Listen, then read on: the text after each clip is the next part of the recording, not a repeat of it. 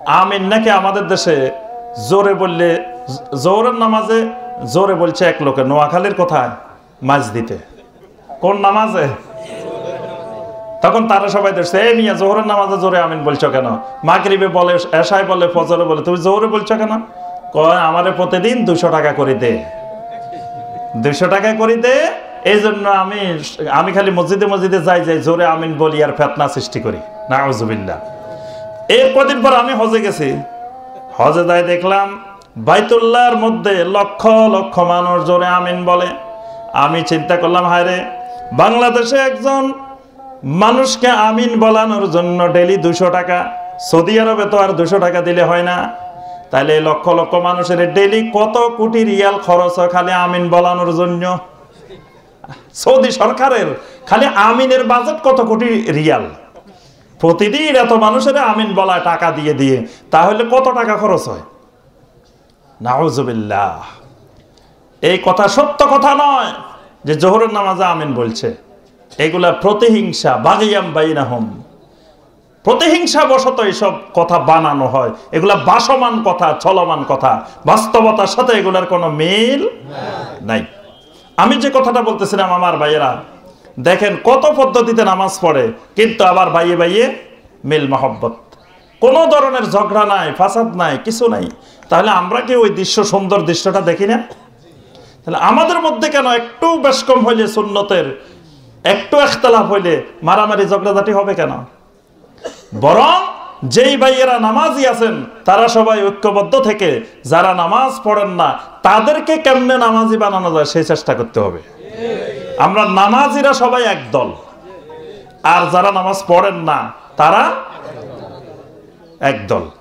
তাহলে আমাদের কাজ হবে, আমরা যে যেমনে নামাজ পড়ি, নামাজ তো পড়ি, কি বলেন? কেউ আপনি জোরে আমিন বলছেন, আরেকজন আস্তে বলছে, আস্তে বলার কারণে কাউকে আল্লাহ জাহান্নামে দিবে? বা জোরে বলার কারণে কারোর জাহান্নামে দিবে? তো তাহলে আমাদের মধ্যে ঝগড়া হবে কেন, দুই দল হবে কেন? আমরা সবাই এক। আমরা ইমাম সাহেবের নেতৃত্বে সবাই ঐক্যবদ্ধ হয়ে যেই ভাইয়েরা নামাজ পড়েন না তাদেরকে কেমনে মসজিদ মুখী করা যায়, তাদেরকে কেমনে নামাজি বানানো যায়, আমরা এই কাজ করব। এটাই হবে আমাদের কাজ। যারা নামাজি তাদের ভিতরে কোনো ঝগড়া ঝাঁটি মারামারি হবে না। আমাদের ইমাম সাহেব যারা আছে, আমাদের পিছনে কত রকমের লোক নামাজ পড়ে, সুদখোর নামাজ পড়ে, পড়ে না? বড় বড় সুদখোরেরা কিন্তু আমাদের পিছনে নামাজ পড়ে, ঘুষখোরও নামাজ পড়ে, জেনাকারী নামাজ পড়ে, কত রকমের লোক আমাদের পিছনে নামাজ পড়ে। কিন্তু আমরা কখনো বলছি, ও মুসল্লিয়ানে কেরাম, খবরদার কেউ সুদ খাইলে আমি আল্লাহর ওলি ইমাম সাহেবের পিছনে নামাজ পড়বেন না, বলছেনি? ঘুষখোর পড়বেন না। বরং সুদখোর ঘুষখোরের তো দোয়া করতে করতে আমরা জান্নাতের দরজা পর্যন্ত পৌঁছায় দিয়ে আসি, কি বলেন? কারণ হাদিয়াটা বেশি দেয় কারা? ওই ভাইয়েরাই তো, এই জন্য দোয়াটাও বেশি। অথচ আমাদের পিছনে এত রকমের লোক নামাজ পড়তেছে, কারো ব্যাপারে কিছু বলি না, আর একজন ভাই পিছে দিয়ে হয়তো একটু জোরে আমিন বলছে। আচ্ছা, জোরে আমিন বলে গুনাহ করছে, ধরে নিলাম গুনাহ হয়েছে, ইমাম সাহেবের দৃষ্টিতে গুনাহ করছে। গুনাহটা কত বড় গুনাহ? গুনার একটা মাত্রা আছে না? এটা কি সুদের চেয়ে বেশি গুনাহ? ঘুষের চেয়ে বেশি গুনাহ? জেনার থেকে বেশি গুনাহ? তা আপনি জেনাকারেরে বাধা দিলেন না, ঘুষখোরেরে বাধা দিলেন না, সুদখোরেরে বাধা দিলেন না, আল্লাহর এই বান্দারে কেন বাধা দিলেন? আপনি বাধা দিলে তো আগে বলবেন যে খবরদার কোন সুদখোর আমার পিছনে নামাজ পড়তে পারবেন না, কোন ঘুষখোর আমার বিরুদ্ধে নামাজ পড়তে পারবেন না আমার পিছনে। এই জন্য আমার ভাইয়েরা, আমরা এসব কাজ, সমাজে এসব প্রতিহিংসা, সমাজে এসব বিশৃঙ্খলা থেকে আমরা মুক্ত থাকার চেষ্টা করি। আমরা সব মুসলমান ভাই ভাই, ভ্রাতৃত্বের বন্ধনে আবদ্ধ হয়ে আমরা আল্লাহর দ্বীন পালন করব। আমার সম্মানিত ভাই ও বোনেরা, আমাদের ভ্রাতৃত্বের বন্ধনে যেন কোনো কিছু ফাটল ধরাইতে না পারে। আরেকটি বিষয় আমি আপনাদেরকে অনুরোধ করব, আমার সম্মানিত ভাইয়েরা, আজকে সমাজে কত রকমের অপরাধমূলক কর্মকাণ্ড চলে, সেইগুলার বিরুদ্ধে আমাদের ওলামায়ে কেরামদের আমাদের কোনো ভূমিকা দেখি না। সমাজে গান বাজনার অনুষ্ঠান চলে, সেটা বন্ধ করার জন্য আমাদের ভাইদের কোনো তৎপরতা দেখি না। সমাজে মদ জুয়া প্রকাশ্যে চলতেছে, সে মদ জুয়ার বিরুদ্ধে কোনো রকমের আন্দোলন, কোনো ধরনের বিরোধিতা দেখি না। কত রকমের শিরকি কর্মকাণ্ড, কত রকমের কবর পূজা, মাজার পূজা, কবরে সাজদা করা, কবরের কাছে ছাওয়া, কবরের কাছে নজর মান্নত, এইরকম অসংখ্য শিরক সমাজের রন্ধ্রে রন্ধ্রে আছে। এইসব শিরকের বিরুদ্ধে তো কোনো আন্দোলন দেখি না। সমাজে কত জেনা, ব্যভিচার, অশ্লীলতার সয়লাভ, সেগুলোর বিরুদ্ধে তো কিছু দেখি না। সবচেয়ে দুঃখজনক, অত্যন্ত হৃদয় বিদারক, মুসলিম উম্মার জন্য মারাত্মক হৃদয় বিদারক, সেটা হলো গান বাজনা বন্ধের জন্য কোনো ওলামায়ে কেরামের আন্দোলন নাই, শিরক বিদআত বন্ধ করার জন্য কোনো আন্দোলন নাই, কোনো কথাবার্তা নাই। কিন্তু যেখানে কোরআন সুন্নাহর কথা হবে সেটা বন্ধ করার জন্য যখন কথা বলে, এর থেকে দুঃখজনক, হৃদয় বিদারক আল্লাহর জমিনে দ্বিতীয় আর কিছু হইতে পারে না। আমরা বারবার বলি যে সম্মানিত ভাইয়েরা, আপনারা বসেন আমাদের মাজলিসে, আমাদের মাহফিলে, আমরা কোরআন সুন্নাহ বিরোধী কি কি বলি শুনেন। ধরেন যে এটা কোরআন বিরোধী, এটা সুন্নাহ বিরোধী, এটা কোরআনে নাই আপনি কোরআনে বলছেন, এটা হাদিসে নাই আপনি হাদিসে বলছেন।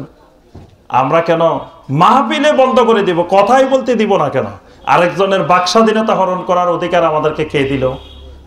আরেকটা হলো, দুনিয়ার সবাই কথা বলতে পারে, এই দেশে একজন নাস্তিকও কথা বলতে পারে, একজন অমুসলিমও কথা বলতে পারে, তো আমার সাথে তার দ্বিমত থাকতে পারে, ভিন্নমত থাকতে পারে, তাই বলে কি আমি তাকে কথা বলতে দিব না কেন? এই উগ্রবাদী পন্থা, এই উগ্রপন্থা আমাদেরকে পরিহার করা দরকার। এই উগ্রপন্থা কোন আলেম ওলামার, কোন মুসলিমের, কোন দিনদার মানুষের কাজ হইতে। মুসা আলাইহিস সালাম দাওয়াত নিয়ে গেছেন কার কাছে?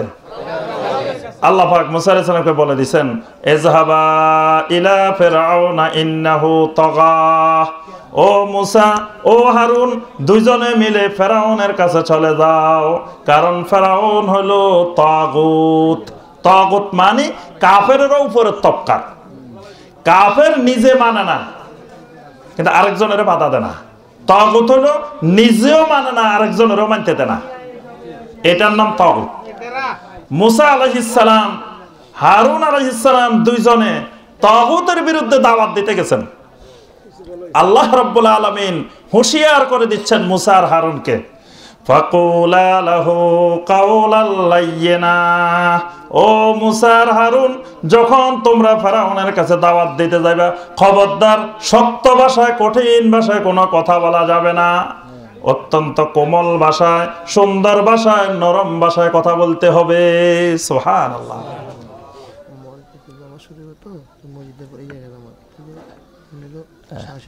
জি জি, ঠিক আছে। জি, তা আমার ভাইয়েরা এবং বোনেরা, আমি বলতেছিলাম যে ফেরাউনের কাছে গিয়েও আল্লাহ মুসাকে বলছে যে খবরদার, কোন উগ্রপন্থা অবলম্বন করা যাবে না। ইসলামে উগ্রবাদের কোনো স্থান নাই, ইসলামে জোর জবরদস্তির কোনো স্থান নাই, ইসলামে অন্যের অধিকার হরণের, বাকস্বাধীনতা হরণের কোনো অধিকার। আমরাই আজকে মানবাধিকারের কথা বলি, ওলামায়ে কেরাম। তো মানবাধিকারের কথা হলে আমি খালি কোরআনের কথা বলবো, আরেকজনে বলতে পারবে না কেন? এটা কোন ধরনের মানবাধিকার? দুনিয়ার সেরেকে সেরেকে কথা বলতে পারে।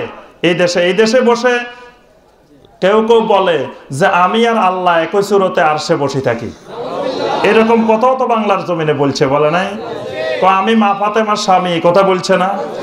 আরো কত জঘন্য জঘন্য কথা বাংলাদেশে বলতে পারে, তাদের বলতে কোনো বাধা নেই।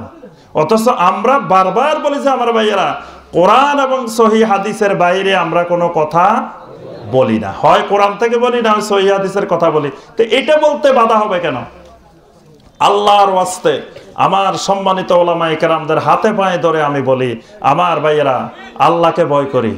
আমরা সবাই আল্লাহকে ভয় করি, খাশিয়াতুল্লাহ তৈরি করি অন্তরের ভিতরে। আমরা সবাই দাওয়াতের কাজ করি, দ্বীনের কাজ করি। আজকে মুসলিম উম্মার উপরে বিপদের উপরে বিপদ, মহা বিপদ। মুসলিম উম্মাকে নিশ্চিহ্ন করার জন্য বিভিন্ন ধরনের তৎপরতা চলছে। মুসলিমে মুসলিমে মারামারি লাগাই দেওয়া হচ্ছে। আমরা কিছুদিন আগে দেখছেন না টঙ্গীর ময়দানে কিভাবে একই প্লেটে খাওয়া মানুষ কিভাবে একজন আরেকজনের মারি ফেলতেছে, দেখছেন না? এর থেকে বড় হৃদয় বিদারক আর কি হইতে পারে মুসলমানের জন্য? অন্য দলের মানুষ হলে বুঝতাম যে অন্য দলের মানুষ, এক দলের মানুষ এক প্লেটে খাইছে, এক প্লেটে বসে খাইছে, সেই মানুষ একজন আরেকজনের মারি ফেলায়।